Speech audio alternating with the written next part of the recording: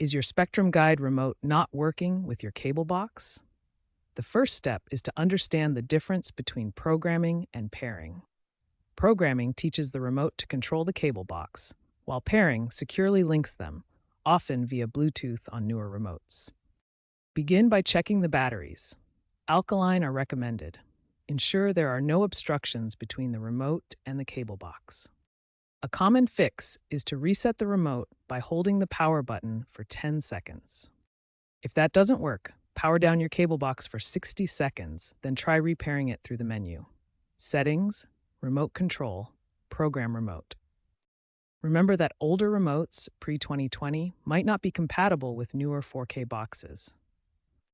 Also, signal interference from Wi-Fi routers can cause problems, so try moving the box or using IR-only mode if available. If basic troubleshooting fails, consider using the Spectrum TV app as a universal remote. It's gaining features like universal remote emulation. For persistent issues, especially with Bluetooth pairing on remotes introduced around 2023, check Spectrum support channels for firmware updates. These updates often address connectivity glitches.